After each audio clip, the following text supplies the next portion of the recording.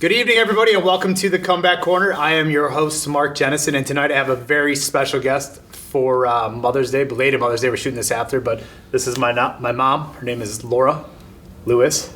Laura Leon Lewis, Triple L.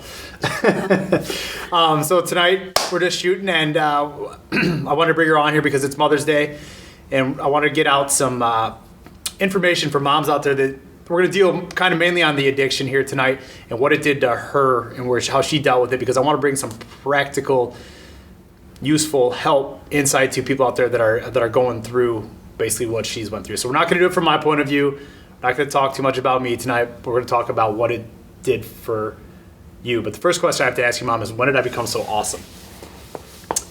Just kidding. The minute you were born, pretty much. So thanks for coming on. Appreciate it. Just back from Florida. So what's it like to have a drug addict, alcoholic son?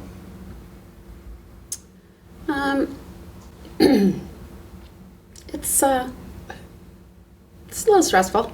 It was a little stressful. It's not stressful anymore since you're At the time. very, very healthy. Yeah. So stressful. That's all it was. Stressful. A little bit, yeah. Okay, so what has it done? I mean, I obviously I can tell you a little afraid, but I put you through hell. I put everyone through hell, the family through hell. I mean, obviously we all know that I've done a lot of great things for the family, for you, for everyone around, immediate and I guess unimmediate, I don't know, aunts, cousins, whatever you want to call it. But it was all monetary value things that I've done. The pain and the suffering that I've caused to your life. I mean, let's just talk about, we'll just talk about when you're married to Rick. I mean, and going to California and having to deal with me, wondering what it was, you know, what was it like leaving me from California when you're going home on a plane? Probably wonder if you're ever going to see me again. Well, I don't think I ever left California feeling that way.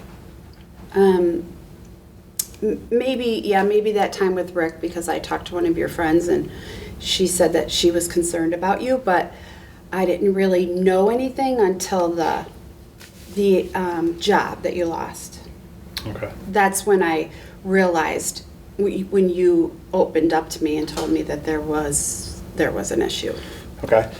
So, I'm trying to think here. So up until then, I mean, you just basically just thought I was just partying. Yes. So when did the transition for you come to realize that, and the reason I'm asking this question is I want to get it out there for the moms, dads, brothers, aunts, uncles, whatever, that's watching somebody, because maybe they can't recognize the sign, because most of the people in my shoes are manipulators, Right. or can hide the Right. the drugs, alcohol very well, right? Right. So what, maybe some signs or something that you gave? I gave, I should all say. along I just thought you were drinking and that you were just I was doing drinking. socially doing drugs. I just thought it was cocaine. And then when you lost the job and you told me, you know, what had happened, then and then that was the trip you came home right after that, correct? I don't think that was remember the a lot of it. holiday. I mean, you were telling me the other night a little bit about it. I don't remember a lot of the time. Yeah, how that and went. so, you know, when, you got off the plane, I mean, the last time I think it was that I was in California and your skin was just awful. It was covered with pimples and So it wasn't exactly bringing sexy back. you weren't, not so much. I thought I was. You were working at Pro Circuit. You were wearing dirty clothes. I thought that was unusual for you. And then I guess that trip home, that last holiday, I want to say it was the 4th of July. Right. When like I told you the other night, I always brought you home for the holidays. I Right. always bought your tickets and brought you home for the holidays. And then that last time when you lost the job because of everything, Okay. we were all like, you need to stay home. So that was the first time you realized that there was a problem. I I mean, I always thought there was a problem. I just didn't realize how big it was until that point. Okay, and then the problem, so you actually, in essence, you brought the problem home, if you will, and I didn't do anything about it besides make it worse. Yeah, I mean, I replaced one thing for another, so that's Right, probably so- when your real hell, I guess, if you will, started, maybe. Yeah. You know? Yeah, I mean, I wasn't at all interested in, you getting on that plane and going back because I thought that we would be burying you. And then I had called Mitch and told Mitch that you were just depressed and he was concerned about you. And then, I realized then I was like, okay, this is huge. We gotta like fix this. And then I couldn't fix it. I was just waiting for you to fix it, I guess. All right, and that was 2007. Mm-hmm. We're in 2016. Mm-hmm. And I've only got 10 months of sobriety, clean time sobriety. So we're talking 9 years that you've been living in, we've been living in this, not just you, Kurt, Dad. All of us, right. Everyone around, Brian back there. I mean, every single Yes. person. And then every single person I came into has just been,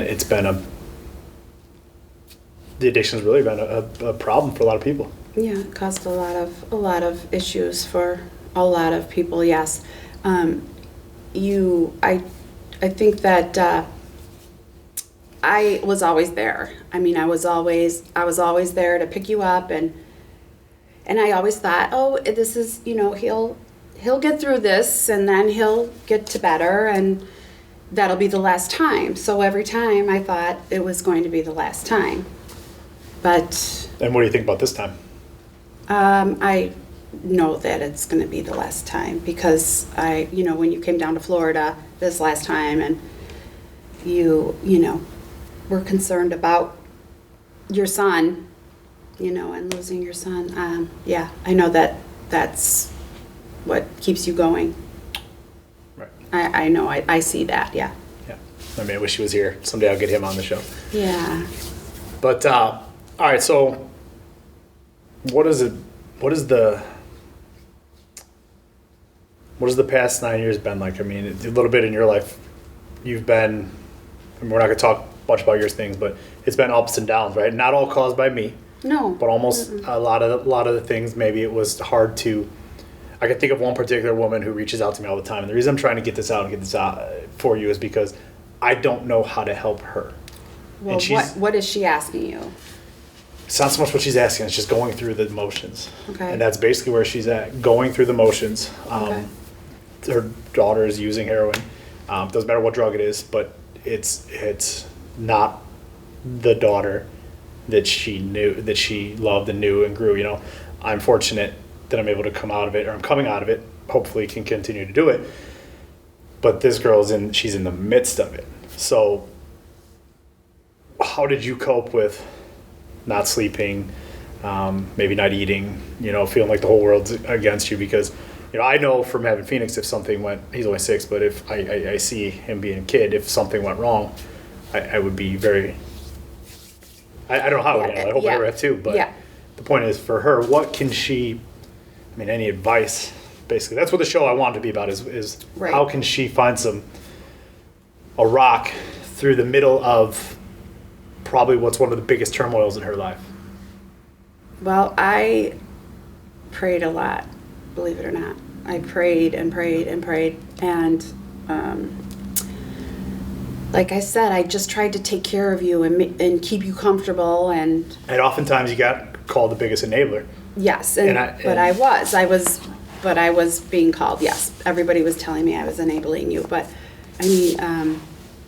telling me that I needed to, give you tough love, have tough love. And I just never could do it. All I can say to her is just be there for her so she knows that you're there for her. Yeah, I don't want to admit that I was enabling. I just was so sure that you were going to get better. You were right. If there's any I mean, At least and I it just saw took a little it. bit of time, but at least you're right. Yeah, and I saw it several times. You know, you have to remember that too, that, yeah, you were bad, and so I just, you know, I picked you up and picking up all the pieces and doing the Right. best. I mean, I couldn't have done it any other way. Okay. I'm your mom. So here's the advice I give her is that, you know, don't enable, okay, be there, but be there at arm's length. Trust with basically Correct.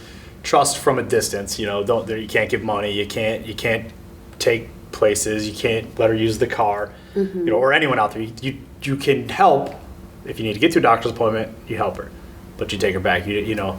Mm-hmm. So basically you would say don't enable them, but still don't give up. Yes. It's kind of the same thing that Kurt said.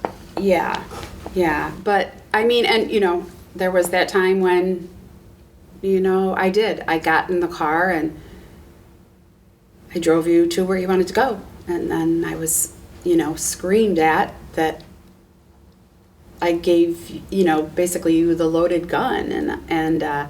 But I just, Yeah, but I I mean, just tried to like be there for you so I could hang on to and that. I think I know what time you're talking about. I'm not going to try to bring No, that right, up, but right. in your defense, there's no stopping me, and it's almost to the point where maybe you'd rather control it, hoping that where I was going to come back from, and Yes. at least be in your protection, because there was no stopping me if I wanted to use drugs, alcohol, whatever. I mean, I know who I am.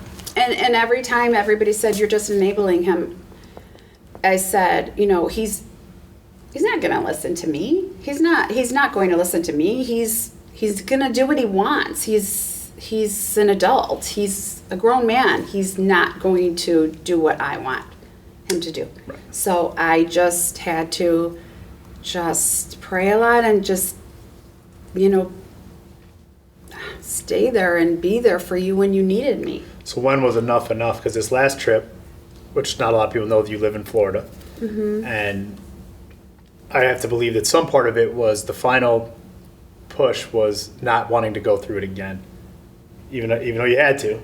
But I think you left. Well, the I believe when you left, relapse I had in 2014. It was I believe it started in about August. Maybe I think you said you were drinking before that, but anyway, yeah, I think right around the time that it went. August, September, July, October, August, right. you were totally out of control. You know, I was, winter was coming. I was assisting, which I absolutely could not. We're not doing a show on dentistry, right? I'm just saying, and then it was like, I can't do another one. There was just 10 things, and I had to go. I was like, I have to go. And you were actually, when I left, you were better because you were applying for the job here. Well, I was here, I was already working. Well, because I went through it with you, and I was there, and taking care of the house, and, you know, you were allowing me to live there, so that's another reason I was there, but, yeah, that was like, I could just never do it again. I just didn't want to do it ever again. So and you then thought. you relapsed. I left and you relapsed again. So, I mean, but Right, but then again, you guys were there. Only this time I went to you, right, in Florida this time. Yeah. The last well, time. you went to rehab, and then yes, you got out. And You weren't here when I went to rehab, right? no, I've been in Florida since the week before Christmas in 2014. Okay.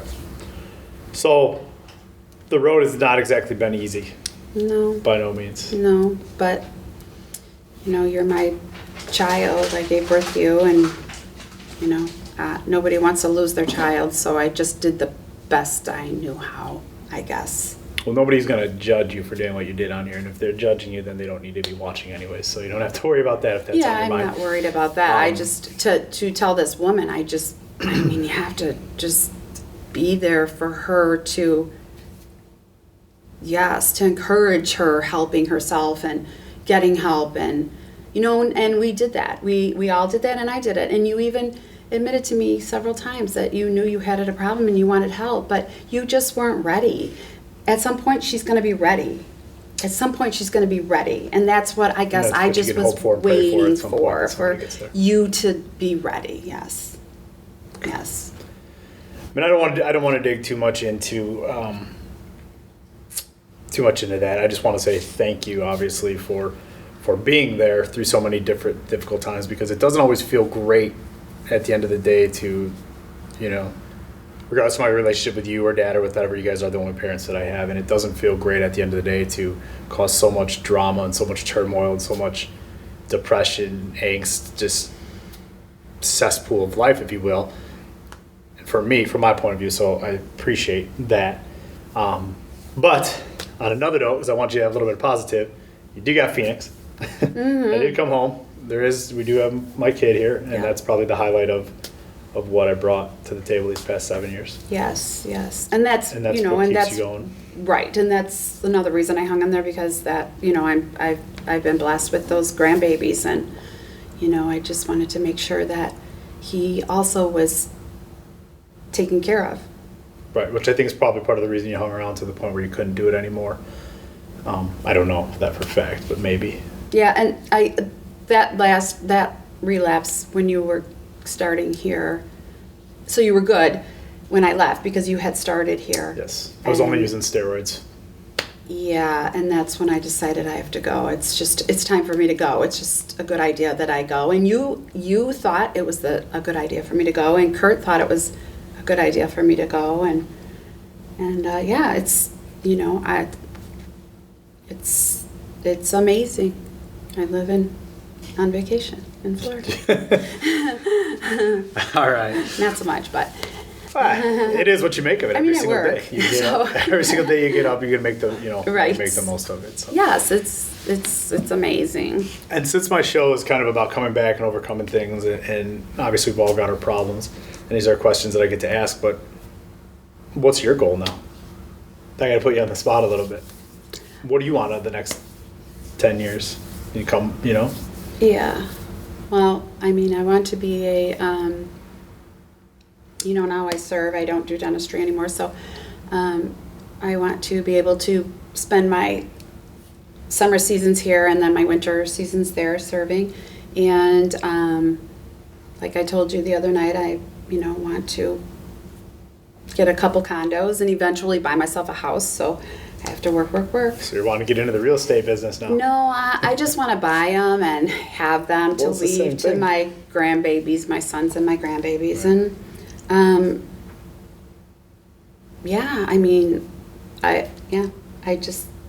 it's all I know how to do. It would be great if I could have my own business doing something that I could do, but I fully believe that can happen with anybody. So yeah, I know. It goes against the son you made's thinking. I know, but it's all I know. I just know how to go to work and make money. So yeah, I don't even have any idea what I would. Well, maybe we can figure that out. Yeah. So we're gonna cut this one kind of short here because I don't want to bring I want it to be your side. I'm not gonna dig too much into it because I don't want to put you on the spot and have you dig up a bunch of feelings, Yeah. To go forward because you probably want to go eat or whatever. But as we leave, we have said a little bit of advice, but if there's just one thing you could tell there's a couple actually people now I'm thinking about from all over the world actually that have asked me this question is, what do you think is the single most important thing to do? Pray? Well, number one, yeah. Pray for sure, because I believe in that, and it might not be tomorrow, but eventually He answers all your prayers and your dreams and your And what did? Secondly, just again, just encouraging help and encouraging,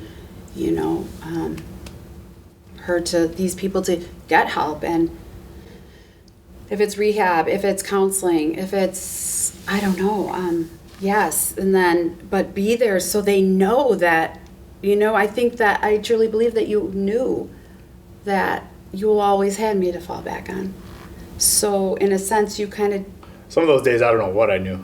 Yeah, but I think you do. I think you knew that, and then that last, after that relapse, and then I left, and I think it's just you still have to be there for love and support at the end of the day.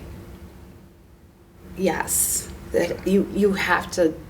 They have to know you love them and care about them, and encourage them to help themselves. And there's help all over the place, so you can help all of them. I'll try to help all of them. So there you have it, folks. That's I guess that's how my mom got through it. She prayed. There's a song I could think of. She prayed just to make it through another day. But yeah, I mean, I don't know because I'm the addict, not the family member, and I know that it's touching many families right now because as I'm going on this journey, not literally hundreds of people reach out every single day and you wouldn't even know who's struggling. So I want everyone to think about it as they're watching this and take it away. No matter what your struggle is or what your walk of life is, everyone's going through something. Try to be there for them as much as you can, whether it's just somebody you bump into. That's silly saying, even as far as smiling at somebody might make somebody's day. It's the honest God's truth because I'm getting to see a different side of this light, and I get to help people. So my message to everyone today is help others get what they want, and you'll get what you want in return. And life's a lot better on the sober side. And I'd like to thank my mom, obviously, for coming on the show, and McGinnis and Brian here for being here, sticking through again. This was one I wanted to do special for Mother's Day, and that's it. So that is the Comeback Corner. Can I say one more thing? Yeah, sure. Share all these videos and episodes with people. I mean, just share them on Facebook, share them. I was just going to say people. that. Everywhere I go, I just.